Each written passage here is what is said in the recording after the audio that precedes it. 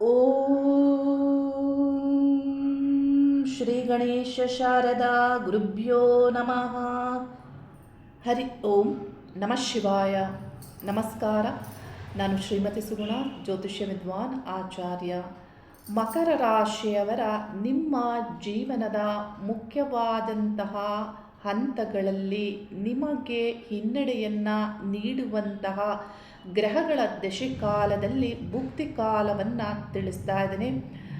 ಒಬ್ಬ ವ್ಯಕ್ತಿಯು ತನ್ನ ಜೀವನವನ್ನು ನಿರ್ಮಾಣ ಮಾಡಿಕೊಳ್ಳಬೇಕಾದಾಗ ಆರಂಭದಲ್ಲಿ ಬಹಳಷ್ಟು ಹಿನ್ನಡೆಯನ್ನು ನೀಡುವಂತಹ ದಶೆಕಾಲ ಭುಕ್ತಿ ಕಾಲಗಳನ್ನು ನಾನು ತಿಳಿಸೋದ್ರಿಂದ ನಿಮ್ಮ ಕುಟುಂಬದಲ್ಲಿ ಮಕ್ಕಳಿದ್ದಲ್ಲಿ ಅಥವಾ ಬಂಧು ಮಿತ್ರರಿಗೆ ನೀವು ತಿಳಿಸೋದ್ರಿಂದ ಅವರಿಗೆ ಅನುಕೂಲ ಆಗುತ್ತೆ. ಅವರ ಭವಿಷ್ಯವನ್ನು ನಿರ್ಮಾಣ ಮಾಡಿಕೊಳ್ಳಲು ಅವರಿಗೆ ಸಾಧ್ಯವಾಗುತ್ತೆ. ನೀವು ಅವರಿಗೆ ಸಹಾಯವನ್ನು ಮಾಡಿದಂತೆ ಆಗುತ್ತೆ. ಹಾಗಾಗಿ ಮಕರ ರಾಶಿಯವರ ನಿಮ್ಮ ಆರಂಭದ ದಿನಗಳಲ್ಲಿ, ನಿಮ್ಮ ವಿದ್ಯಾರ್ಥಿ ಜೀವನದಲ್ಲಿ, ನಿಮ್ಮ ಉದ್ಯೋಗದ ಸಮಯದಲ್ಲಿ ಬಹಳಷ್ಟು ಹಿನ್ನಡೆಯನ್ನು ನೀಡುವಂತಹ ದಶೆಕಾಲ ಭುಕ್ತಿ ಕಾಲಗಳನ್ನು ತಿಳಿಸ್ತಾ ಇದ್ದೇನೆ. ಮಕರ ರಾಶಿ ನಿಮಗೆಲ್ಲರಿಗೂ ಒಂದೇ ರಾಶಿ, ಆದರೆ ಅದರೊಳಗೆ 3 ನಕ್ಷತ್ರಗಳು ಇವೆ. ಅಂದರೆ ಉತ್ತರಾಷಾಢ ನಕ್ಷತ್ರ, ಶ್ರವಣ ನಕ್ಷತ್ರ, ಧನಿಷ್ಠ ನಕ್ಷತ್ರ, 3 ನಕ್ಷತ್ರಗಳು ಅಲ್ಲಿ ಬರುತ್ತೆ. ಉತ್ತರಾಷಾಢ ನಕ್ಷತ್ರದ 2ನೇ ಪಾದ, 3ನೇ ಪಾದ, 4ನೇ ಪಾದವು ಅಲ್ಲಿ ಬರುತ್ತೆ. ಹಾಗೆಯೇ ಮುಂದುವರಿದು ಶ್ರವಣ ನಕ್ಷತ್ರದ 1ನೇ ಪಾದ, 2ನೇ ಪಾದ, 3ನೇ ಪಾದ, 4ನೇ ಪಾದವು ಅಲ್ಲಿ ಬರುತ್ತೆ. ಹಾಗೆ ಮುಂದುವರಿದು ಧನಿಷ್ಠ ನಕ್ಷತ್ರದ 1ನೇ ಪಾದ, 2ನೇ ಪಾದವು ಅಲ್ಲಿ ಬರುತ್ತೆ. ಒಟ್ಟು ಮಕರ ರಾಶಿಯೊಳಗೆ 3 ನಕ್ಷತ್ರಗಳ 9 ಪಾದಗಳು ಅಲ್ಲಿ ಬರುತ್ತೆ. ಈ ಪಾದಗಳಲ್ಲಿ ನೀವು ಜನಿಸಿದರೆ, ಈ ನಕ್ಷತ್ರ ಪಾದಗಳಲ್ಲಿ ನೀವು ಜನಿಸಿದರೆ ನಿಮ್ಮದು ಮಕರ ರಾಶಿ ಆಗುತ್ತೆ. ಮಕರ ರಾಶಿಯಲ್ಲಿ ಜನನ ಆದಂತಹ ಉತ್ತರಾಷಾಢ ನಕ್ಷತ್ರದಲ್ಲಿ ನೀವು ಜನಿಸಿದರೆ ಆರಂಭದ ದಿನದಲ್ಲಿ ನಿಮಗೆ ಸೂರ್ಯದಶೆ ನಡೆಯಲಿದೆ. ಸೂರ್ಯದಶೆಯಲ್ಲಿ ನಿಮ್ಮ ಒಂದು ಆರಂಭದ ದಿನಗಳು, ಸೂರ್ಯದಶೆ ಕಡಿಮೆ ಅವಧಿಯಲ್ಲಿ ಇರೋದ್ರಿಂದ ಬೇಗ ಅದು ಮುಗಿದು ಹೋಗುತ್ತೆ. ಆ ನಂತರದಲ್ಲಿ ಚಂದ್ರದಶೆ ಬರುತ್ತೆ. ಸೂರ್ಯದಶೆಯ ನಂತರ ಬರುವಂತಹ ದಶೆಯು ಚಂದ್ರದಶೆ ಆಗಿರುತ್ತೆ. ಚಂದ್ರದಶೆಯ ನಂತರದಲ್ಲಿ ಕುಜದಶೆ ಬರುತ್ತೆ. ಈ ದಶೆಗಳು ಕಡಿಮೆ ಅವಧಿಯಲ್ಲಿರುತ್ತೆ. ಅಂದರೆ ಸೂರ್ಯದಶೆಯು ನಿಮಗೆ ಯಾವ ಪಾದದಲ್ಲಿ ನೀವು ಜನಿಸಿರ್ತೀರ ಅದರ ಒಂದು ಪ್ರಕಾರವಾಗಿ 2 ವರ್ಷ, 3 ವರ್ಷ, 4 ವರ್ಷ ಹೀಗೆ ಇರ್ಬೋದು. ಆ ನಂತರದಲ್ಲಿ ಚಂದ್ರದಶೆ 10 ವರ್ಷಗಳ ಕಾಲ ಇರುತ್ತೆ. 10 ವರ್ಷದ ನಂತರ ಬರುವಂತಹ ದಶೆ ಕುಜದಶೆ ಆಗಿದೆ. ಈ ಕುಜದಶೆ ಮುಗಿದ ನಂತರ ಬರುವಂತಹ ದಶೆ ರಾಹು ದಶೆ ಆಗಿದೆ. ಇಲ್ಲಿ ಕುಜದಶೆಯು ನಿಮಗೆ ಬೇಗ ಮುಗಿದು ಹೋಗುತ್ತೆ. ಅಂದರೆ ಇಲ್ಲಿ ಚಂದ್ರದಶೆ, ಹಾಗೆ ಸೂರ್ಯದಶೆ ಮತ್ತು ಕುಜದಶೆ ಇವೆಲ್ಲವೂ ನಿಮ್ಮ ವಿದ್ಯಾರ್ಥಿಯ ಜೀವನದಲ್ಲೇ ಆಗಿರುತ್ತೆ. ಅಂದರೆ ಪ್ರಾಥಮಿಕ ವಿದ್ಯಾಭ್ಯಾಸ ಮತ್ತು ಪ್ರೌಢಶಾಲೆಯ ವಿದ್ಯಾಭ್ಯಾಸಗಳು ಈ ಒಂದು ಹಂತದಲ್ಲಿ, ಈ ದಶೆ ಭುಕ್ತಿ ಕಾಲಗಳಲ್ಲಿ, ಈ ದಶೆಗಳಲ್ಲಿ ನಿಮ್ಮದು ಮುಗಿದು ಹೋಗುತ್ತೆ. ಆ ನಂತರದಲ್ಲಿ ಬರುವಂತಹ ದಶೆ ರಾಹು ದಶೆ. ರಾಹು ದಶೆ ಆರಂಭದಲ್ಲಿಯೇ ನಿಮಗೆ, ನೀವು ಉನ್ನತವಾದಂತಹ ವಿದ್ಯಾಭ್ಯಾಸವನ್ನು ಪಡೆಯುವವರಾಗಿದ್ದರೆ ಪದವಿಗಳಲ್ಲಿ ಆಗ್ಬೋದು ಅಥವಾ ಹೈಯರ್ ಎಜುಕೇಷನ್, ಈ ಒಂದು ಹಂತದಲ್ಲಿ ನಿಮಗೆ ರಾಹು ದಶೆ ಬಹಳಷ್ಟು ಹಿನ್ನಡೆಯನ್ನು ನೀಡಲಿದೆ. ಅದೇ ರೀತಿ ರಾಹು ದಶೆ ಆರಂಭದಲ್ಲಿ 2.5 ವರ್ಷಗಳ ಕಾಲ ಅಲ್ಲಿ ರಾಹು ಭುಕ್ತಿ ಕಾಲವು ನಡೆಯುತ್ತೆ. ಆ ನಂತರದಲ್ಲಿ ರಾಹು ದಶೆಯಲ್ಲಿ ಗುರು ಭುಕ್ತಿ ಕಾಲದಲ್ಲಿ ಸ್ವಲ್ಪ ಮಟ್ಟಿಗೆ ನಿಮಗೆ ಸುಧಾರಣೆ ಆದರೂ ಆನಂತರದಲ್ಲಿ ಬರುವಂತಹ ರಾಹು ದಶೆಯಲ್ಲಿ ರಾಹು ದಶೆಯಲ್ಲಿ ಶನಿ ಭುಕ್ತಿ ಕಾಲವು ನಿಮಗೆ ಬಹಳಷ್ಟು ಹಿನ್ನಡೆಯನ್ನು ನೀಡುತ್ತೆ. ಈ ರೀತಿ ದಶೆ ಕಾಲ ಮತ್ತು ಭುಕ್ತಿ ಕಾಲಗಳನ್ನು ನೀವು ಸರಿಯಾಗಿ ತಿಳಿದುಕೊಳ್ಬೇಕು. ವಿದ್ಯಾರ್ಥಿ ಜೀವನದಲ್ಲಿ ಬಹಳಷ್ಟು ಮುಖ್ಯವಾಗಿರುತ್ತೆ. ಅದರಲ್ಲಿಯೂ ಮಹತ್ವದ ವಿದ್ಯೆಯನ್ನು ಗಳಿಸುವುದು 20 ವರ್ಷಗಳ ನಂತರ ಆಗಿರುತ್ತೆ. ನೀವು ಮೆಡಿಕಲ್ ಓದಬೇಕು ಅಥವಾ ನೀವು ಯಾವುದಾದ್ರೂ IAS ಅಥವಾ IPS ಇಂಥ ಒಂದು ವಿದ್ಯೆಗಳನ್ನು ಗಳಿಸುವಂತಹ ಗುರಿ ನಿಮ್ಮದಾಗಿದ್ದರೆ ಈ ದಶೆಯಲ್ಲಿ ಈ ಭುಕ್ತಿ ಕಾಲಗಳು ಬಹಳಷ್ಟು ಹಿನ್ನಡೆಯನ್ನು ನಿಮಗೆ ನೀಡುತ್ತೆ. ಬಹಳ ಜಾಗೃತಿಯಿಂದ ಇರಬೇಕಾಗುತ್ತೆ ವಿದ್ಯಾರ್ಥಿಗಳು. ನಿಮ್ಮ ಕುಟುಂಬದಲ್ಲಿ ನಿಮ್ಮ ಮಕ್ಕಳು ಉತ್ತರಾಷಾಢ ನಕ್ಷತ್ರದಲ್ಲಿ ಜನನ ಆಗಿದ್ದರೆ ಈ ಹಂತದಲ್ಲಿ ನೀವು ಎಚ್ಚರಿಕೆಗಳನ್ನು ತೆಗೆದುಕೊಳ್ಬೇಕಾಗುತ್ತೆ. ಹಾಗೆಯೇ ಮುಂದುವರಿದು ಇದರ ಒಂದು ಭಾಗದಲ್ಲಿ ಮುಂದುವರಿದು ರಾಹು ದಶೆ ಮುಗಿದ ನಂತರ ಇವರಿಗೆ ಗುರು ದಶೆಯು 16 ವರ್ಷಗಳ ಕಾಲ ಇರುತ್ತೆ. ಗುರು ದಶೆಯ ಒಂದು ಹಂತದಲ್ಲಿ ಅಂದರೆ ಕೊನೆಗೊಳ್ಳುವಂತಹ ಆ ಒಂದು ಕಾಲದಲ್ಲಿಯೂ ಗುರು ದಶೆ ರಾಹು ಭುಕ್ತಿ ಕಾಲದಲ್ಲಿ ಬಹಳಷ್ಟು ಹಿನ್ನಡೆಯನ್ನು ನೀಡುತ್ತೆ. ಮತ್ತು ನಿಮಗೆ ಗುರು ದಶೆ ಮುಗಿದ ನಂತರ ಶನಿ ದಶೆ ಆರಂಭದಲ್ಲಿಯೂ ಬಹಳಷ್ಟು ಹಿನ್ನಡೆಯನ್ನು ನೀಡುತ್ತೆ. ಈ ಒಂದು ಕಾಲವು ನಿಮ್ಮ ಉದ್ಯೋಗದ ಮತ್ತು ನಿಮ್ಮ ಜೀವನದಲ್ಲಿ ಆರ್ಥಿಕವಾದಂತಹ ನಷ್ಟಗಳನ್ನು ನೀಡುವಂತಹ ಒಂದು ವಯಸ್ಸು ನಿಮ್ಮದಾಗಿರುತ್ತೆ. ಈ ಕಾಲವನ್ನು ನೀವು ಸರಿಯಾಗಿ ತಿಳಿದುಕೊಂಡು ನಿಮ್ಮ ಮಕ್ಕಳ ಅಥವಾ ಸ್ನೇಹಿತರ ಬಂಧುಗಳ ಪತಿ ಪತ್ನಿಯರ ನಿಮ್ಮ ಜೀವನವನ್ನು ನೀವು ಸರಿಯಾದಂತಹ ಮಾರ್ಗದಲ್ಲಿ ರಕ್ಷಿಸಿಕೊಳ್ಬೇಕಾಗುತ್ತೆ.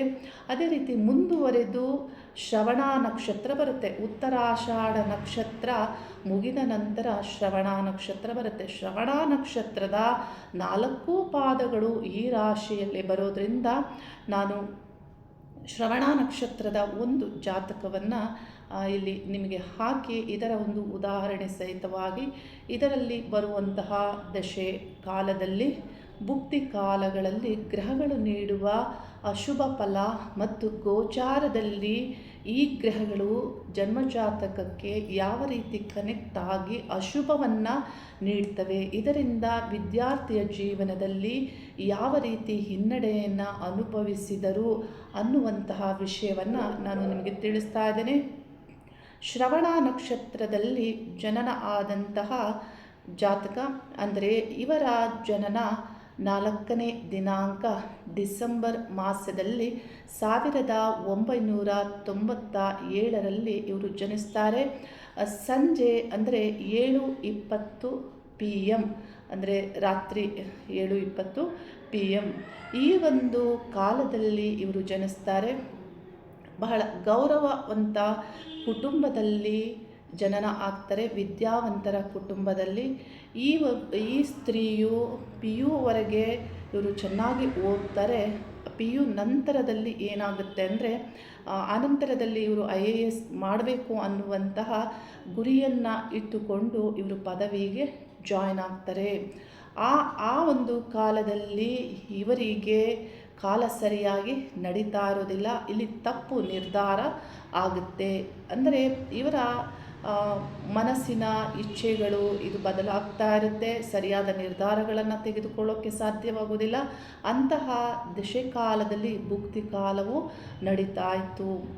ಇವರ ತಾಯಿ ಏನು ತಿಳಿಸ್ತಾರೆ ಅವರಿಗೆ ಅಂದರೆ, ನಮ್ಮ ಕುಟುಂಬದಲ್ಲಿ ನಿಮ್ಮ ತಂದೆ ಡಾಕ್ಟರ್ ಆಗಿದ್ದಾರೆ, ನಮ್ಮದು ಹಾಸ್ಪಿಟಲ್ ಇದೆ, ನರ್ಸಿಂಗ್ ಹೋಮ್ ಇದೆ, ಇಲ್ಲಿ ಬಹಳ ವರ್ಷಗಳಿಂದ ನಾವು ಈ ಒಂದು ಸೇವೆಯಲ್ಲಿದ್ದೇವೆ. ನಿಮ್ಮ ಅಕ್ಕ ಮೆಡಿಕಲ್ ಓದ್ತಾ ಇದ್ದಾರೆ, ನೀನು ಇದನ್ನೇ ಓದಬೇಕು ಅನ್ನುವಂಥದ್ದನ್ನು ತಾಯಿ ಮಗಳಿಗೆ ಹೇಳ್ತಾರೆ. ಆ ನಂತರದಲ್ಲಿ ಇವರು ಪದವಿಗೆ ಏನು ಜಾಯ್ನ್ ಆಗಿರ್ತಾರೆ ಅದನ್ನು ಅಲ್ಲಿಗೆ ನಿಲ್ಲಿಸಿ ಆನಂತರ ಇವರು ಮನೆಗೆ ಬರ್ತಾರೆ. ಬಂದಂತಹ ಸಂದರ್ಭದಲ್ಲಿ ಇವರು ನನ್ನ ಬಳಿ ಬರ್ತಾರೆ ಜ್ಯೋತಿಷ್ಯವನ್ನು ಕೇಳಲು. ಆ ಒಂದು ಕಾಲದಲ್ಲಿ ಇವರಿಗೆ ರಾಹು ದಶೆಯಲ್ಲಿ ಶನಿ ಭುಕ್ತಿ ಕಾಲವು ನಡೀತಾ ಇತ್ತು. ರಾಹು ದಶೆಯಲ್ಲಿ ಶನಿ ಭುಕ್ತಿ ಕಾಲ. ಆ ಒಂದು ಕಾಲದಲ್ಲಿ ಗೋಚಾರವೂ ಸರಿ ಇರಲಿಲ್ಲ. ಆ ಕಾರಣದಿಂದ ನಾನು ಇವರಿಗೆ ತಿಳಿಸ್ತೇನೆ, ಈಗ ನಿಮಗೆ ಮೆಡಿಕಲ್ ಸೀಟ್ ಸಿಗೋದಿಲ್ಲ, ಈ ವರ್ಷದಲ್ಲಿ ನೀವು ಕಂಪ್ಲೀಟಾಗಿ ಹಿನ್ನಡೆಯನ್ನು ಅನುಭವಿಸಬೇಕಾಗುತ್ತೆ ಅನ್ನೋದನ್ನು ಅವರಿಗೆ ತಿಳಿಸ್ತೇನೆ. ಈಗಾಗಲೇ ಇಲ್ಲಿ ಒಂದಷ್ಟು ತಪ್ಪು ನಿರ್ಧಾರದಿಂದ ಕಾಲವು ವ್ಯರ್ಥವಾಗಿದೆ. ಅದೇ ರೀತಿ ಈ ವರ್ಷವೂ ನಿಮಗೆ ಹಿನ್ನಡೆ ಆಗುತ್ತೆ, ನಿಮಗೆ ಮೆಡಿಕಲ್ ಸೀಟ್ ಸಿಗೋದಿಲ್ಲ ಅನ್ನೋದನ್ನು ನಾನು ಅವರಿಗೆ ನೇರವಾಗಿ ನಾನು ಬರೆದು ಕೊಡ್ತೇನೆ. ಆ ಒಂದು ಬರವಣಿಗೆಯನ್ನು ಕೊಟ್ಟ ನಂತರ ಅವರ ತಾಯಿ ಏನು ಮಾಡ್ತಾರೆ, ಒಳ್ಳೆಯ ಪರ್ಸೆಂಟೇಜ್ ಬಂದಿದೆ ನನ್ನ ಮಗಳಿಗೆ PU ಅಲ್ಲಿ. ಹಾಗೆ ನಮಗೆ ಇಲ್ಲಿ ಬಹಳಷ್ಟು ಗೊತ್ತಿರುವವರು ಇದ್ದಾರೆ. ತಂದೆಯು ಡಾಕ್ಟರ್ ಇದ್ದಾರೆ, ಅಕ್ಕನೂ ಮೆಡಿಕಲ್ ಓದ್ತಾ ಇದ್ದಾರೆ. ಇಷ್ಟೆಲ್ಲ ಇದರ ಬಗ್ಗೆ ನಮಗೆ ತಿಳುವಳಿಕೆ ಇದೆ, ಜನಬಲವೂ ಇದೆ, ಹಣವೂ ಇದೆ, ಪರ್ಸೆಂಟೇಜು ಇದೆ. ನಮಗೆ ಈ ಸೀಟು ಸಿಗುವಂತಹ ಹೆಚ್ಚಿನ ಸಾಧ್ಯತೆ ಇದೆ. ನೀವು ಮಾತ್ರ ಇಷ್ಟೆಲ್ಲ ಇದ್ದರೂ ನನ್ನ ಮಗಳಿಗೆ ಸೀಟ್ ಸಿಗಲ್ಲ ಅನ್ನೋದನ್ನು ತಿಳಿಸ್ತಾ ಇದ್ದೀರಾ ಅನ್ನೋದನ್ನು ಇವರು ನನ್ನಲ್ಲಿ ಪ್ರಶ್ನೆ ಮಾಡ್ತಾರೆ. ಆದರೆ ನಾನು ಜ್ಯೋತಿಷ್ಯದ ಪ್ರಕಾರವಾಗಿ ಏನು ತಿಳಿಸ್ಬೇಕಿತ್ತು ಅದನ್ನು ನಾನು ತಿಳಿಸಿ ಬರೆದು ಕೊಟ್ಟಿರ್ತೇನೆ ಅವರಿಗೆ. ಅಂದಿನ ಒಂದು ಕಾಲದಲ್ಲಿ ಏನು ಫಾರ್ಮೆಟ್ ನನ್ನ ಹತ್ರ ಇತ್ತು ಅದರಲ್ಲಿ ನಾನು ಬರೆದು ಕೊಟ್ಟಿರ್ತೇನೆ. ಆನಂತರ ಒಂದು ವಾರದ ನಂತರ ಮಗಳನ್ನು ಕರೆದುಕೊಂಡು ಬಂದು ಕಾರ್ನಲ್ಲಿ ಹೊರಗೆ ಕೂರಿಸಿ ತಾಯಿ ಹೇಳ್ತಾರೆ, ನನ್ನ ಮಗಳು ಈ ಒಂದು ಎಕ್ಸಾಮ್ ತಯಾರಿಯನ್ನು ಮಾಡ್ಕೊಳ್ತಾ ಇದ್ದಾರೆ, ಅವರಿಗೆ ನೀವು ಹೇಳಬೇಕು ಸೀಟ್ ಸಿಗುತ್ತೆ, ಇಲ್ಲಾಂದರೆ ಅವರು ತಯಾರಿ ಮಾಡಿಕೊಳ್ಳೋದಿಲ್ಲ. ಸೀಟ್ ಸಿಗುತ್ತೆ ಅನ್ನೋದನ್ನು ಹೇಳಿದರೆ ಅವರು ಹೆಚ್ಚು ಓದುವ ಒಂದು ಆಸಕ್ತಿ ಅವರಲ್ಲಿ ಬರುತ್ತೆ, ಆಗ ಅವರು ಪ್ರಯತ್ನವನ್ನು ಪಡ್ತಾರೆ, ನೀವು ಹೇಳಬೇಕು ಅನ್ನೋದನ್ನು ಹೇಳ್ತಾರೆ. ನೋಡಿ, ವಿದ್ಯಾರ್ಥಿ ಜೀವನದಲ್ಲಿ ಅವರು ಮಹತ್ವದ ವಿದ್ಯೆಗಾಗಿ ಪ್ರಯತ್ನ ಪಡ್ತಾರೆ ನಮ್ಮ ಮಾತಿನಿಂದ ಅನ್ನುವುದಾದರೆ ನಾನಿಲ್ಲಿ ಈ ರೀತಿ ಹೇಳಬಹುದು ಅನ್ನುವಂತಹ ಒಂದು ನಿರ್ಧಾರದಿಂದ ನಾನು ಅವರ ಮಗಳಿಗೆ ಹೇಳ್ತೇನೆ, ನೀನು ಕಷ್ಟಪಟ್ಟು ಓದು, ಪ್ರಯತ್ನವನ್ನು ಪಡು, ನಿನಗೆ ಸೀಟ್ ಸಿಗಬಹುದು ಅನ್ನುವಂತಹ ಒಂದು ಮಾತನ್ನು ತಿಳಿಸ್ತೇನೆ. ಆದರೆ 1-2 ತಿಂಗಳಲ್ಲಿ ಅವರಿಗೆ ಆ ಸೀಟ್ ಸಿಗೋದಿಲ್ಲ. ಅವರಿಗೆ ಅನ್ನುವಂತೆ ಏನು ಆ ಸೀಟನ್ನು ಅವರು ತೆಗೆದುಕೊಂಡಿರ್ತಾರೆ, ಆ ಸೀಟನ್ನು ಕೊನೆ ಹಂತದಲ್ಲಿ ಇವರಿಗೆ ಗೊತ್ತಾಗದ ರೀತಿಯಲ್ಲಿ ಬೇರೆಯವರಿಗೆ ಕೊಟ್ಟು ಬಿಡ್ತಾರೆ. ಅಂದರೆ ಇದೆಲ್ಲವೂ ಅವರಿಗೆ ಗೊತ್ತಿರುವಂತಹ ಕಾಲೇಜಲ್ಲಿ ಮತ್ತು ಅಲ್ಲಿ ಏನೇನು ಹೇಗೆ ನಡೆಯುತ್ತೆ ಎಲ್ಲವೂ ಅವರಿಗೆ ಗೊತ್ತಿದೆ. ಅವರ ಅಕ್ಕ ಅದೇ ಕಾಲೇಜಲ್ಲಿ ಓದ್ತಾ ಇರ್ತಾರೆ, ನಮ್ಮ ತುಮಕೂರಿನ ಸಿಟಿಯಲ್ಲೇ ಇರುವಂತಹ ಕಾಲೇಜು. ಹಾಗೆಯೇ ಇವರ ಹಾಸ್ಪಿಟಲು ತುಮಕೂರು ಸಿಟಿಯಲ್ಲೇ ಇದೆ. ಈ ರೀತಿ ಇದ್ದರೂ ಅವರಿಗೆ ಆ ಕೊನೆ ಹಂತದಲ್ಲಿ ಅವರಿಗೆ ಅಂತ ಹೇಳಿ ಇರಿಸಲಾಗಿದ್ದಂತಹ ಕೊಟ್ಟಂತಹ ಆ ಸೀಟನ್ನು ಕೊನೆ ಹಂತದಲ್ಲಿ ಬೇರೆಯವರಿಗೆ ಕೊಟ್ಟು ಬಿಡ್ತಾರೆ. ಅಂದರೆ ಇದರ ಅರ್ಥ ಇಲ್ಲಿ ಮೋಸವನ್ನು ಮಾಡಿದರು ಅನ್ನೋದು ಆಯಿತು. ಮೋಸಕ್ಕೆ ಇವರು ಒಳಗಾದರು. ಆದರೆ ಆನಂತರದಲ್ಲಿ ಈ ವಿದ್ಯಾರ್ಥಿಯ ಜೀವನ ಆ ವರ್ಷವೂ ಇಲ್ಲಿ ಅಂದರೆ ಮುಂದುವರಿಸಲು ಸಾಧ್ಯವಾಗಲಿಲ್ಲ. ಆನಂತರ ಅವ್ರು ನನಗೆ ಕರೆ ಮಾಡಿ ಹೇಳ್ತಾರೆ, ನಮ್ಮಮ್ಮ ಹೇಳಿದರು, ಇದನ್ನು ನೀವು ಮೊದಲೇ ಹೇಳಿದ್ರಿ ಅಂತ, ನೀವು ನನಗೆ ಮತ್ತು ಪ್ರಯತ್ನಪಟ್ಟು ಓದಲಿಕ್ಕೆ ಹೇಳಿದ್ರಿ, ನಾನು ನನ್ನ ಕುಟುಂಬದ ಮರ್ಯಾದೆಯನ್ನು ಕಳೆದು ಬಿಟ್ಟೆ, ಗೌರವವನ್ನು ತಂದು ಕೊಡಲಿಲ್ಲ, ನನಗೆ ಸೀಟ್ ಸಿಗಲಿಲ್ಲ, ನಾನು ಸೂಸೈಡ್ ಮಾಡಿಕೊಳ್ಳುವ ಅನ್ನುವಂತೆ ಅನ್ನಿಸ್ತಾ ಇದೆ ಅನ್ನುವಂತಹ ಮಾತನ್ನು ನನಗೆ ಅವರು ಕರೆ ಮಾಡಿ ಹೇಳ್ತಾರೆ. ನಾನು ಆ ದಿನ ಅವ್ರಿಗೆ ಹೇಳ್ತೇನೆ, ಮುಂದೆ ಏನು ಮಾಡಬೇಕು ಅನ್ನೋದನ್ನು ನಾನು ತಿಳಿಸ್ತೇನೆ, ನೀವು ಇಲ್ಲಿಗೆ ಬನ್ನಿ ಅನ್ನೋದನ್ನು ಅವ್ರಿಗೆ ತಿಳಿಸಿದಾಗ ಅವರು ಬಂದಾಗ ಕೆಲವು ಪರಿಹಾರಗಳನ್ನು ಕೊಟ್ಟು ಮತ್ತು ಮುಂದಿನ ವರ್ಷ ನಿಮಗೆ ಸೀಟ್ ಸಿಗುತ್ತೆ ಅನ್ನುವಂತಹ ಭವಿಷ್ಯವನ್ನು ನಾನು ಬರೆದುಕೊಟ್ಟಿದ್ದೆ. ಅದರಂತೆ ಈ ವಿದ್ಯಾರ್ಥಿಯು ನೋಡಿ ಆ ಒಂದು ಹಂತದಲ್ಲಿ ಬಹಳಷ್ಟು ನೋವನ್ನು ಅನುಭವಿಸ್ತಾರೆ. ವಾರಕ್ಕೆ 15 ದಿನಕ್ಕೆ ನನ್ನ ಮನೆಗೆ ಬಂದು ಅವರು ನನ್ನೊಂದಿಗೆ ಮಾತನಾಡಿ ಹೋಗುವಂತೆ ಮತ್ತು ಅವರಿಗೆ ನಾನು ಧೈರ್ಯದ ಮಾತುಗಳನ್ನು ತಿಳಿಸ್ತಾ ಇದ್ದೆ ಆ ಒಂದು ಕುಟುಂಬಕ್ಕೆ. ಏಕೆಂದರೆ ಆ ಒಂದು ಹಂತದಲ್ಲಿ ಇವರು ಕೆಟ್ಟ ನಿರ್ಧಾರವನ್ನು ತೆಗೆದುಕೊಂಡ್ರೆ ಬಹಳಷ್ಟು ನಷ್ಟ ಕುಟುಂಬಕ್ಕೆ ಆಗುತ್ತೆ ಮತ್ತು ತಂದೆ ತಾಯಿಗಳು ಜೀವನದ ಇಡೀ ಅವರು ನೋವನ್ನು ಅನುಭವಿಸಬೇಕಾಗುತ್ತೆ.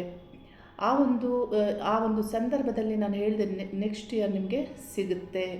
ಅದರಂತೆ ಅವರಿಗೆ ಆ ಒಂದು ವರ್ಷದ ನಂತರದಲ್ಲಿ ಅವರಿಗೆ ಮೆಡಿಕಲ್ ಸೀಟ್ ಸಿಗುತ್ತೆ. ಆಗ ನಾನು ಅವ್ರಿಗೆ ಏನು ತಿಳಿಸ್ದೆ ಅಂದರೆ, ಈ ಗ್ರಹ ದಶೆ ಕಾಲದಲ್ಲಿ ಈ ಭುಕ್ತಿ ಕಾಲವು ಮನೆಯಿಂದ ಹೊರಗೆ ಹೋಗಿ ಓದುವುದಕ್ಕೆ ಹೆಚ್ಚು ಫಲವನ್ನು ನೀಡುತ್ತೆ, ಯಶಸ್ಸನ್ನು ನೀಡುತ್ತೆ. ಮತ್ತು ಇವರ ಒಂದು ಜನ್ಮಜಾತಕದ ಪ್ರಕಾರವಾಗಿ ಅಂದರೆ ಪಂಚಮಾಧಿಪತಿಯು ಅಷ್ಟಮದಲ್ಲಿದ್ದು ಕಷ್ಟದಿಂದಲೇ ವಿದ್ಯೆಯನ್ನು ಪಡೆದುಕೊಳ್ಬೇಕು, ಮತ್ತು ನವಮಾಧಿಪತಿಯು ವಕ್ರವಾಗಿ ಇರೋದ್ರಿಂದ ಸ್ವಲ್ಪ ಹಿನ್ನಡೆ ನಿಧಾನವಾಗುತ್ತೆ. ಈ ವರ್ಷ ಇವರು ಮುಂದುವರಿಬಹುದು ಅನ್ನೋದನ್ನು ನಾನು ತಿಳಿಸಿದ್ದೆ. ಇದು ಸುಮಾರಾಗಿ ಯಾವಾಗ ಅಂದರೆ 2016-17 ಈ ಒಂದು ನಡುವೆ ನಡೆದಂತಹ ವಿಷಯ ಇದಾಗಿದೆ. ಆ ನಂತರದಲ್ಲಿ ಅವರು ಬಸವೇಶ್ವರ ಕಾಲೇಜು ಚಿತ್ರದುರ್ಗದಲ್ಲಿ ಅವರು ಸೀಟನ್ನು ಪಡೆದುಕೊಳ್ತಾರೆ. ಅಲ್ಲಿ ಅವರು ವಿದ್ಯಾಭ್ಯಾಸವನ್ನು ಮುಂದುವರಿಸ್ತಾರೆ. ಅಲ್ಲಿ ಮುಂದುವರಿದು ಮೆಡಿಕಲ್ ಇವರದು ಈಗ ಕಂಪ್ಲೀಟ್ ಆಗುತ್ತೆ. ನೆಕ್ಸ್ಟ್ ಈಗ ಇವರು ಉನ್ನತವಾದಂತಹ ವಿದ್ಯೆಗಾಗಿ ಮತ್ತು ವಿದೇಶಕ್ಕೆ ಹೋಗುವಂತಹ ಒಂದು ಪ್ರಯತ್ನದಲ್ಲಿ ಇದ್ದಾರೆ. ನೋಡಿ, ಈ ರೀತಿ ವಿದ್ಯಾರ್ಥಿಯ ಜೀವನದಲ್ಲಿ ಬಹಳಷ್ಟು ಹಿನ್ನಡೆಯನ್ನು ನೀಡುತ್ತೆ. ಅಂತಹ ಸಂದರ್ಭದಲ್ಲಿ ತಂದೆ ತಾಯಿಗಳು ಮಕ್ಕಳಿಗೆ ಸಹಾಯಕರಾಗಿ, ಕುಟುಂಬವು ಅವರನ್ನು ಅರ್ಥ ಮಾಡಿಕೊಂಡು ಸಪೋರ್ಟಿವ್ ಆಗಿ ಗುರು ಹಿರಿಯರ ಮಾರ್ಗದರ್ಶನದಲ್ಲಿ ಮಕ್ಕಳ ಭವಿಷ್ಯ ನಿರ್ಮಾಣಕ್ಕೆ ಸಹಾಯವನ್ನು ಮಾಡಬೇಕಾಗುತ್ತೆ. ಅದೆಷ್ಟೋ ಸಂದರ್ಭದಲ್ಲಿ ಎಷ್ಟೋ ಕುಟುಂಬಗಳಲ್ಲಿ ಮಕ್ಕಳನ್ನು ಇನ್ನೂ ಅವರನ್ನು ದುರ್ಬಲರನ್ನಾಗಿ ಮಾಡಿ ಅವರ ಭವಿಷ್ಯವು ಸರಿಯಾದ ರೀತಿಯಲ್ಲಿ ನಿರ್ಮಾಣ ಮಾಡಿಕೊಳ್ಳುವುದಕ್ಕೆ ತಂದೆ ತಾಯಿ ಸಪೋರ್ಟಿವ್ ಆಗಿ ಇರೋದಿಲ್ಲ. ಈ ಒಂದು ಕುಟುಂಬದಲ್ಲಿ ಆ ಒಂದು ಮಗುವಿಗೆ ತಂದೆ ತಾಯಿ ಬಹಳಷ್ಟು ಸಪೋರ್ಟಿವ್ ಆಗಿ ಇದ್ದರು. ಅದೇ ರೀತಿ ಅವರ ಒಂದು ಮನೆಯಲ್ಲಿರುವಂತಹ ಅಕ್ಕ ಆಗ್ಬೋದು, ತಮ್ಮ ಆಗ್ಬೋದು, ಹಾಗೆ ನನ್ನ ಒಂದು ಸಹಕಾರವೂ ಇತ್ತು. ಅಂದರೆ ಈ ರೀತಿ ಇವರ ಜೀವನವು ಈಗ ಇವರ ಒಂದು ಮಹತ್ವದ ಗುರಿ ಏನಿದೆ ಅದು ಕಂಪ್ಲೀಟ್ ಆಗಿದೆ. ಇನ್ನು ಮುಂದುವರಿಯುವಂತಹ ಸಾಧ್ಯತೆ ಇರುತ್ತೆ. ಈ ರೀತಿ ವಿದ್ಯಾರ್ಥಿಗಳು ಆರಂಭದ ಒಂದು ಕಾಲದಲ್ಲಿಯೇ ಬಹಳಷ್ಟು ಹಿನ್ನಡೆಯನ್ನು ಅನುಭವಿಸ್ತಾರೆ. ಭವಿಷ್ಯ ಅನ್ನೋದು ಎಷ್ಟು ಒಂದು ಸತ್ಯವಾಗಿ ಈ ಗ್ರಹಗಳು ಫಲವನ್ನು ನೀಡ್ತಾರೆ ಅಂದರೆ, ಈಗ ಮಕರ ರಾಶಿಯವರಿಗೆ ನಮಗೆಲ್ಲ ತಿಳಿದಿದೆ, ಗೋಚಾರದಲ್ಲಿ ಕಳೆದ ತಿಂಗಳು ಅಲ್ಲಿ ಗೋಚಾರದಲ್ಲಿ ಸೂರ್ಯಗ್ರಹ ಮತ್ತು ಬುಧ ಗ್ರಹ ಈ ಗ್ರಹಗಳು ಅಲ್ಲಿ ಸಂಚರಿಸ್ತಾ ಇದ್ದರು. ನೋಡಿ, ಈ ಒಂದು ಮಗುವಿಗೆ ಅಂದರೆ ಈ ಸ್ತ್ರೀಗೆ ಅನಾರೋಗ್ಯ ಕಳೆದ ತಿಂಗಳಲ್ಲಿ ಇತ್ತು. ಏಕೆಂದರೆ ಷಷ್ಠಾಧಿಪತಿಯಾದಂತಹ ಬುಧಗ್ರಹ ಗೋಚಾರದಲ್ಲಿ ಜನ್ಮರಾಶಿಯಲ್ಲಿ ಸಂಚರಿಸ್ತಾ ಇದ್ದು ಮತ್ತು ಅಷ್ಟಮಾಧಿಪತಿಯಾದಂತಹ ಸೂರ್ಯಗ್ರಹವು ಗೋಚಾರದಲ್ಲಿ ಜನ್ಮರಾಶಿಯಲ್ಲಿ ಸಂಚರಿಸ್ತಾ ಇದ್ದು ಆರೋಗ್ಯದಲ್ಲಿ ಸಮಸ್ಯೆಗಳಾಗಿತ್ತು. ಆಗ ಮತ್ತೆ ನನಗೆ ಅವರ ತಾಯಿಗೆ ತಿಳಿಸುವ ಮೊದಲೇ ನನಗೆ ಅವರು ಕರೆ ಮಾಡಿ ತಿಳಿಸ್ತಾರೆ, ನನ್ನ ಆರೋಗ್ಯ ಹೀಗಾಗಿದೆ, ಏನಾಗಬಹುದು ಅನ್ನೋದನ್ನು ತಿಳಿಸ್ತಾರೆ. ಏಕೆಂದರೆ ಅವರಿಗೀಗ ಶುಕ್ರ ಭುಕ್ತಿ ಕಾಲ ನಡೀತಾ ಇದೆ. ನಾನು ಆಗ ತಿಳಿಸ್ತೇನೆ, ಸ್ವಲ್ಪ ಏನಾದರೂ ಸಮಸ್ಯೆಗಳಾದರೂ ಹೆಚ್ಚು ಸಮಸ್ಯೆಗಳು ಆಗೋದಿಲ್ಲ ಅನ್ನೋದನ್ನು ನಾನು ತಿಳಿಸ್ತೇನೆ. ಏಕೆಂದರೆ ಇವರದು ಮಿಥುನ ಲಗ್ನ ಆಗಿ ಪಂಚಮಾಧಿಪತಿಯಾಗಿ ಶುಕ್ರ ಗ್ರಹ ಅಷ್ಟಮದಲ್ಲಿದ್ದರೂ ಸಮಸ್ಯೆಗಳಿದ್ದರೂ ಈ ಗ್ರಹ ಮಿಥುನ ಲಗ್ನಕ್ಕೆ ಯೋಗಕಾರಕರಾಗಿ ಪಂಚಮಾಧಿಪತಿಯಾಗಿ ಇಲ್ಲಿ ಒಳ್ಳೆಯ ಫಲವನ್ನು ನೀಡ್ತಾರೆ. ಸಮಸ್ಯೆಗಳಿದ್ದರೂ ಇಲ್ಲಿ ಅದು ಕ್ಲಿಯರ್ ಆಗುತ್ತೆ ಅನ್ನುವಂತಹ ವಿಷಯವನ್ನು ನಾನು ತಿಳಿಸಿದ್ದೆ. ಈಗ ಚೆನ್ನಾಗಿದ್ದಾರೆ. ನೋಡಿ, ಗ್ರಹಗಳು, ಗೋಚಾರದ ಗ್ರಹಗಳು ಇಲ್ಲಿ ಯಾವ ರೀತಿ ಎಫೆಕ್ಟ್ ಮಾಡುತ್ತೆ ನೋಡಿ. ಆ ಒಂದು ಕಾಲದಲ್ಲಿ ಇವರು ಏನು ಬಹಳಷ್ಟು ಹಿನ್ನಡೆಯನ್ನು ಅನುಭವಿಸಿದರು. ಆ ಕಾಲದಲ್ಲಿಯೂ ಗೋಚಾರದಲ್ಲಿ ಅವರ ಜನ್ಮರಾಶಿಯ ಮೇಲೆ ಕೇತುಗ್ರಹ ಸಂಚಾರ ಆಗ್ತಾ ಇತ್ತು. ಹಾಗೆ ಸಪ್ತಮದಲ್ಲಿ ರಾಹುಗ್ರಹ ಸಂಚಾರವಾಗ್ತಾ ಇತ್ತು. ಶನಿಯ ಸಾಡೆಶಾತಿ ಆರಂಭವೂ ಆಗಿತ್ತು. ಈ ಒಂದು ಕಾರಣದಿಂದ ಗೋಚಾರದಲ್ಲಿ ಮತ್ತು ದಶೆಯಲ್ಲಿ ಮತ್ತು ಶನಿ ಭುಕ್ತಿ ಕಾಲವು ಬಹಳಷ್ಟು ಹಿನ್ನಡೆಯನ್ನು ಅವರಿಗೆ ನೀಡಿತ್ತು. ನಡೆಯಿತು.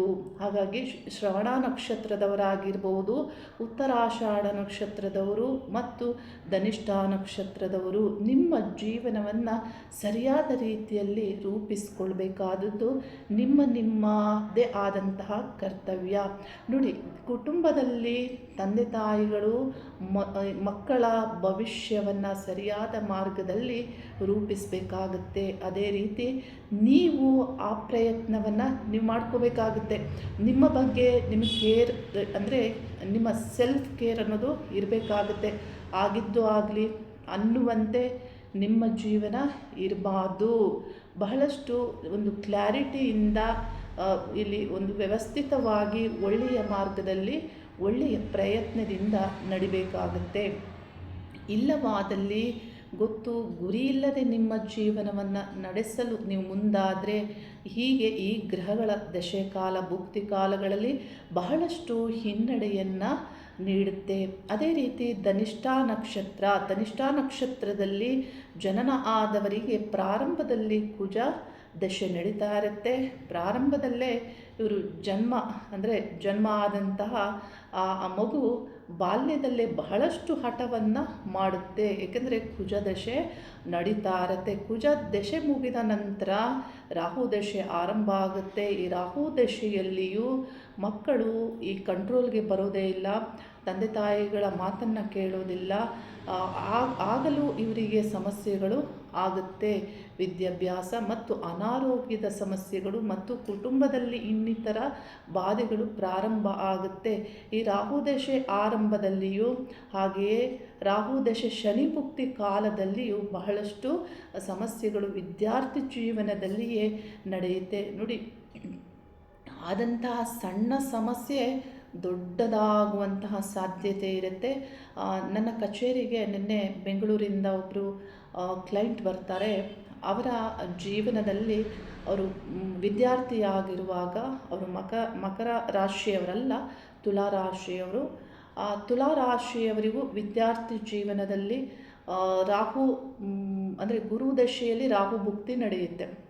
ರಾಹು ಭುಕ್ತಿ ಮತ್ತು ರಾಹು ಭುಕ್ತಿ 2.5 ವರ್ಷ ಇರುತ್ತೆ ಮತ್ತು 3 ವರ್ಷ ಶನಿ ದಶೆ ಆರಂಭದಲ್ಲಿ ಶನಿ ಭುಕ್ತಿ ಇರುತ್ತೆ. ಇದು ವಿದ್ಯಾರ್ಥಿ ಜೀವನದಲ್ಲಿಯೇ ಸ್ವಾತಿ ನಕ್ಷತ್ರದವರಿಗೆ ನಡೆಯುತ್ತೆ. ಅವರು ಸ್ವಾತಿ ನಕ್ಷತ್ರದವರಾಗಿದ್ದರು. ನೋಡಿ, ಅವರಿಗೆ ಆಗ ಕಣ್ಣಲ್ಲಿ ಒಂದು ಇನ್ಫೆಕ್ಷನ್ ಆಗಿ ಕಣ್ಣು ಕೆಂಪಾಗಿದೆ ಅಂತೆ. ಅಷ್ಟೇ, ಡಾಕ್ಟ್ರೇನೋ ಇವರಿಗೆ ಐ ಡ್ರಾಪು ಮೆಡಿಷನ್ನು ಈ ಥರ ಕೊಟ್ಟಿದ್ದಾರೆ. ನೋಡಿ, ಅದನ್ನು ಹಾಕಿ ಆ ಕಣ್ಣು ಸಂಪೂರ್ಣವಾಗಿ ದೃಷ್ಟಿಯೇ ಹೊರಟು ಹೋಗಿದೆ. ಆ ನಂತರದಲ್ಲಿ ಇವರು ನಾರಾಯಣ ನೇತ್ರಾಲಯಕ್ಕೆ ಇವರು ಹೋಗಿ ಅದನ್ನು ತೋರಿಸಿದಾಗ ನೀವು ತುಂಬ ಲೇಟಾಗಿ ಬಂದಿದ್ದೀರಾ, ದೃಷ್ಟಿ ಹೋಗಿದೆ ಅನ್ನೋದನ್ನು ಇವರು ತಿಳಿಸ್ತಾರೆ. ನೋಡಿ, ವಿದ್ಯಾರ್ಥಿ ಜೀವನದಲ್ಲಿಯೇ ಇವರ ಒಂದು ಎಡಗಣ್ಣು ಈ ರೀತಿ ಸಮಸ್ಯೆಯಾಗಿ ಅದು ಬಹಳ ಚಿಕ್ಕದಾಗಿ ಮಧ್ಯಭಾಗದಲ್ಲಿ ಬೇರೆ ಒಂದು ರೀತಿ ವಿಕಾರವೂ ಆಗಿದೆ. ಈ ರೀತಿ ದೃಷ್ಟಿಯನ್ನೇ ಸಂಪೂರ್ಣವಾಗಿ ಒಂದು ಕಣ್ಣಿನ ದೃಷ್ಟಿಯನ್ನು ಅವರು ಕಳೆದುಕೊಳ್ತಾರೆ. ನೋಡಿ, ಇಲ್ಲಿ ಆದಂತಹ ಸಮಸ್ಯೆ ಏನಂದರೆ ಇಲ್ಲಿ ಕಣ್ಣು ಕೆಂಪಗಾಗಿ ಇನ್ಫೆಕ್ಷನ್ ಆಗಿದ್ದಷ್ಟೇ. ಆದರೆ ಅದರ ವಿಪರೀತತೆಯನ್ನು ನೀವು ಇಲ್ಲಿ ತಿಳಿಯಬೇಕು. ನೋಡಿ, ಇಲ್ಲಿ ಡಾಕ್ಟರ್ ಕೊಟ್ಟ ಮೆಡಿಸಿನಿಂದ ಆಯಿತು ಅಥವಾ ಮತ್ತೊಂದು ಏನು ಕಾರಣ ಏನೇ ಇರಬಹುದು, ಆದರೆ ಇವರ ಜೀವನಕ್ಕೆ ಇಲ್ಲಿ ಆದಂತಹ ಸಮಸ್ಯೆಯನ್ನು ನಾವು ತಿಳಿಬೇಕು. ಹೀಗೆ ಇರುವಂತಹ ಇಲ್ಲಿ ಅಶುಭ ಗ್ರಹಗಳ ದಶೆ ಕಾಲದಲ್ಲಿ ಅಶುಭ ಭುಕ್ತಿ ಕಾಲಗಳು ಕೆಟ್ಟ ಫಲವನ್ನು ನೀಡುತ್ತೆ. ಹಾಗೆ ಶುಭ ಗ್ರಹಗಳ ದಶೆ ಕಾಲದಲ್ಲಿಯೂ ಅಶುಭ ಗ್ರಹಗಳ ಭುಕ್ತಿ ಕಾಲವು ಬಹಳಷ್ಟು ಕೆಟ್ಟ ಫಲವನ್ನು ನೀಡುತ್ತೆ. ಅಂದರೆ ಇಲ್ಲಿ ದೀರ್ಘಕಾಲ ಇರಬಹುದಾದಂತಹ ಗ್ರಹಗಳ ಭುಕ್ತಿ ಕಾಲವನ್ನು ಮಾತ್ರವೇ ನಾನಿಲ್ಲಿ ತಿಳಿದು ನಿಮಗೆ ತಿಳಿಸಿದ್ದೇನೆ. ಕಡಿಮೆ ಕಾಲದ್ದು ನೋಡಿ, 1-5 ತಿಂಗಳು 6 ತಿಂಗಳು ಈ ರೀತಿ ಬಂದು ಹೋಗುತ್ತೆ. ಈ ಸೂರ್ಯದಶೆ ಆಗ್ಬೋದು. ಸೂರ್ಯದಶೆಯಲ್ಲಿ ಎಲ್ಲ ಗ್ರಹಗಳ ಕಾಲವು ಕಡಿಮೆ ಅವಧಿ ಇರುತ್ತೆ. ಹಾಗೆಯೇ ಇಲ್ಲಿ ಚಂದ್ರ ದಶೆಯಲ್ಲಿಯೂ ಕಡಿಮೆ ಅವಧಿ ಇರುತ್ತೆ, ಕುಜ ದಶೆಯಲ್ಲಿಯೂ ಕಡಿಮೆ ಅವಧಿ ಇರುತ್ತೆ. ಇಲ್ಲಿ ಬರುವಂತಹ ರಾಹು ದಶೆಯಲ್ಲಿಯೇ ಬಹಳಷ್ಟು ದೀರ್ಘಕಾಲದವರೆಗೆ ನಿಮಗೆ ಎಫೆಕ್ಟ್ ಮಾಡುವಂತಹ ಭುಕ್ತಿ ಕಾಲಗಳು ಇಲ್ಲಿ ಬರುತ್ತೆ. ಹಾಗಾಗಿ ನೀವು ಎಚ್ಚರಿಕೆಯಿಂದ ನೀವು ಇರಬೇಕಾದಂತಹ ಸಾಧ್ಯತೆಗಳು ಹೆಚ್ಚು ಇದೆ. ಈ ರೀತಿ ಜನ್ಮಜಾತಕಗಳನ್ನು ನಿತ್ಯಲೂ ನೋಡ್ತಾ ಇರುವಂತಹ ಅನುಭವದಲ್ಲಿ ಮಕರ ರಾಶಿಯವರ ದಶೆ ಭುಕ್ತಿ ಕಾಲಗಳ ಬಗ್ಗೆ ನಾನು ತಿಳಿಸಿರುವಂಥದ್ದು. ನೋಡಿ, ಉದ್ಯೋಗಸ್ಥರಾಗಿದ್ದಾಗಲೂ ಬಹಳಷ್ಟು ಸಮಸ್ಯೆಗಳನ್ನು ನೀವು ಎದುರಿಸಬೇಕಾಗುತ್ತೆ. ಕೆಲವು ದಶೆಗಳಲ್ಲಿ, ಕೆಲವು ಭುಕ್ತಿ ಕಾಲಗಳಲ್ಲಿ. ನೋಡಿ, ಇಲ್ಲಿ ಒಂದು ಜಾತಕವನ್ನು ನಾನು ನೋಡಿರುವಂಥದ್ದು ಒಂದು 3-4 ಡೇಸ್ ಬ್ಯಾಕಲ್ಲಿ ಆನ್ಲೈನಲ್ಲಿ ಬಂದಂತಹ ಡೀಟೇಲ್ಸ್ ಇದು. ಇವರದ್ದು ಧನಿಷ್ಠ ನಕ್ಷತ್ರ 2ನೇ ಪಾದ. ಧನಿಷ್ಠ ನಕ್ಷತ್ರದಲ್ಲಿ ಜನನ ಆದವರಿಗೆ ಮೊದಲು ಕುಜ ದಶೆ ಇರುತ್ತೆ, ಆನಂತರ ಈ ರಾಹು ದಶೆ ಇರುತ್ತೆ. ನೋಡಿ, ರಾಹು ದಶೆ ಅದು ಬಾಲ್ಯದಲ್ಲಿ ಕಳೆದು ಹೋಗಿದೆ. ಆಗ ಏನು ಸಮಸ್ಯೆಗಳು ಆಗಿರಬಹುದು ಅಥವಾ ಆಗಿದೆಯೋ, ನಾನಿದನ್ನು ಕೇಳಿಲ್ಲ. ಆ ನಂತರದಲ್ಲಿ ಇವರಿಗೆ ರಾಹು ದಶೆ ಮುಗಿದ ನಂತರ ಗುರು ದಶೆಯಲ್ಲಿ ಕೆಲವು ಒಳ್ಳೆ ಫಲಗಳನ್ನು ಪಡೆದುಕೊಂಡಿದ್ದಾರೆ. ವಿದ್ಯಾಭ್ಯಾಸ ಚೆನ್ನಾಗಿ ಮುಂದುವರೆದಿದೆ. ಆ ನಂತರದಲ್ಲಿ ಗುರು ದಶೆ ಕೊನೆ ಭಾಗದಲ್ಲಿ, ಅಂದರೆ ರಾಹು ಭುಕ್ತಿ ಕಾಲ, ಗುರು ದಶೆಯಲ್ಲಿ ರಾಹು ಭುಕ್ತಿ ಕಾಲ ನಡೆಯುವಾಗ ಆಗ ಇವರಿಗೆ ಸಡೆಶಾತೆಯು ನಡೀತಾ ಇತ್ತು. ಬಹಳಷ್ಟು ಸಮಸ್ಯೆಗಳು ಕುಟುಂಬದಲ್ಲಾಗಿದೆ, ಮಾತಾ ಪಿತೃಗೊಂದಿಗಾಗಿದೆ, ಹಾಗೆ ಇವರು ಕುಟುಂಬದಿಂದ ಹೊರಗೆ ಬರುವಂತಾಗಿದೆ. ಮತ್ತು ಇವರ ಈಗ ನಡೆಯುವಂತಹ ದಶೆ ಕಾಲದಲ್ಲಿ ಭುಕ್ತಿ ಕಾಲ, ನೋಡಿ, ಹಣವಿದೆ ಆದರೂ ಇವರು ಮನೆಯನ್ನು ಕೊಂಡುಕೊಳ್ಳಲು ಸಾಧ್ಯವಾಗ್ತಾ ಇಲ್ಲ. ಗೃಹ ಭಾಗ್ಯ ಇದೆಲ್ಲದಕ್ಕೂ ಹಿನ್ನಡೆಯನ್ನು ನೀಡ್ತಾ ಇದೆ. ಇಲ್ಲಿ ಯಾವುದೇ ಒಂದು ಆರಂಭಕ್ಕೂ ಬಹಳಷ್ಟು ವಿಘ್ನಗಳನ್ನು ನೀಡುತ್ತೆ. ಮುಖ್ಯವಾಗಿ ನೆಮ್ಮದಿಗೆ ಕೊರತೆಗಳಾಗುವಂಥದ್ದು. ಈ ಕಾಲವು ಬಹಳಷ್ಟು ಅಶುಭವನ್ನು ನೀಡುತ್ತೆ. ಅಂದರೆ ಗುರು ದಶೆಯಲ್ಲಿ ರಾಹು ಭುಕ್ತಿ ಕಾಲ ಅಶುಭ ನೀಡುತ್ತೆ. ಅದೇ ರೀತಿ ಶನಿ ದಶೆಯಲ್ಲಿ ಶನಿ ಭುಕ್ತಿ ಕಾಲವು ಅಶುಭವನ್ನು ನೀಡುತ್ತೆ. ಅಂದರೆ ಇಲ್ಲಿ 5-6 ವರ್ಷಗಳ ಕಾಲ ಇವರಿಗೆ ಏರಿಳಿತಗಳು ಬಹಳಷ್ಟು ಇರುತ್ತೆ ಅನ್ನುವುದನ್ನು ನಾನಿಲ್ಲಿ ತಿಳಿಸ್ತಾ ಇದ್ದೇನೆ.